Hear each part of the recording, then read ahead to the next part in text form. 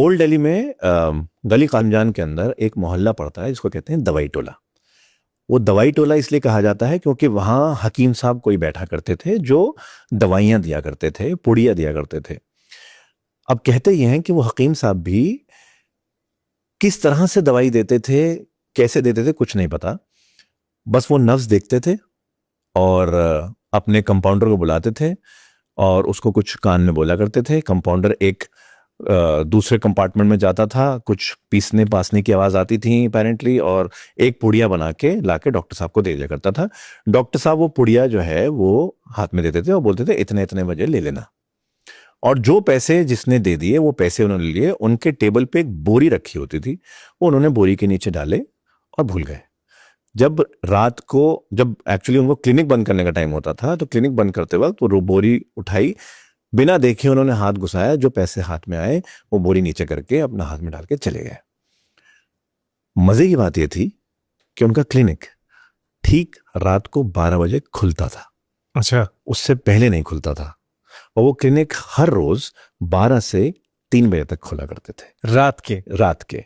और मरीजों की लाइन लगती थी, क्योंकि अपेरेंटली ऐसा कहा जाता है, और ये मेरे से बहुत पहले की बात है, मतलब my father was about 3-4 years old, उस वक्त की बात है। कहा जाता है कि उनकी दवाई या जो भी वो चीज दिया करते थे उससे ब्रेन ट्यूमर के लोगों में भी फर्क पड़ा था।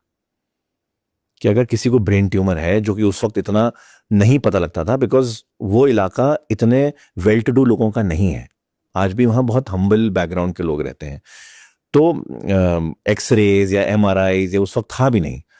तो अब किसी को अगर दिमाग में रह रहे के दर्द है या कुछ है, हो सकता है ब्रेन ट्यूमर हो सकता है कुछ और हैमरेज हो, कुछ भी हो, उस लेवल के मरीजों का उन्होंने इलाज किया है जिनका इलाज कोई अस्पताल, कोई डॉक्टर नहीं कर पाया। सिर्फ एक पुड़िया उस डॉक्टर की और वो मरीज ठीक हो जाता था। अब वो ठीक 12 बजे अपने जो लैम्ब्रेटा स्कूटर हुआ करता था पहले, उस पे आते थे। वो मेरे फादर बताते हैं, वो ग्रीन कलर का एक स्कूटर हुआ करता था, खट खट खट खट खट खट। वो सीधा ठीक 12 बजे वहाँ उन्होंने क्लिनिक के सामने रोका, शटर उठाया और जितने लोग हैं उनको एक एक करके उन्होंने बुलाना शुरू कर दिया। फिर सुनने में आया कि भाई उनका जब बेटा बड़ा हुआ तो उसने देखा कि भाई मेरे फादर जो हैं वो बोरी के नीचे हाथ डाल के कुछ पैसे निकालते हैं, इसका मतलब उसमें वो बहुत सारे पैसे हैं। ड्यू टू सम रीजन जो भी था, he broke into the clinic eight one point और उसने बोरी के नीचे के सारे पैसे निकाल लिए। कहते हैं उसके बाद ये क्लिनिक बंद हो गया। डॉक्टर साहब कहाँ गए, उनकी फैमिली कहाँ गई, किसी को नहीं पता, बस बंद हो गया। और कुछ लोगों का मानना यह है कि भाई उनके साथ किसी जिन का वो था जो उनको ऐसी एक शिफा दे रखी थी, ऐसा एक हाथ में वो दे रखा था कि जो वो दवाई देते थे वो काम करती थी, तो इसलिए दवाई टोला उसका नाम पड़ा। और किस्सा एक्चुअली दवाई टोले का ये नहीं था, और भी है वहां पर। अच्छा। सो अब दवाई टोले में पुरानी दिल्ली मशहूर है पतली पतली गलियों के लिए।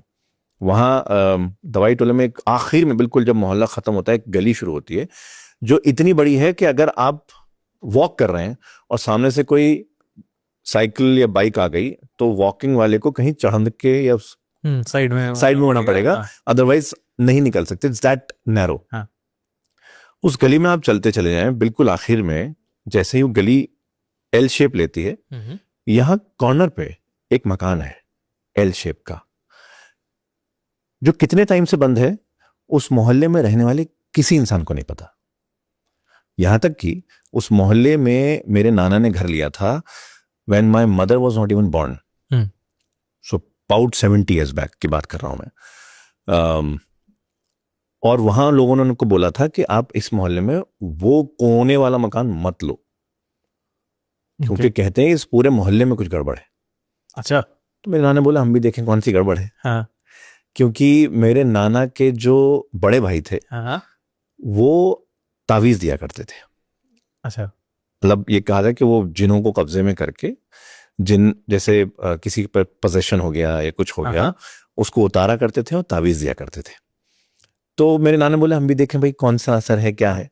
तो उन्होंने घर खरीद लिया। अब वो जो घर है वो उनके खरीदने से पहले से बंद है।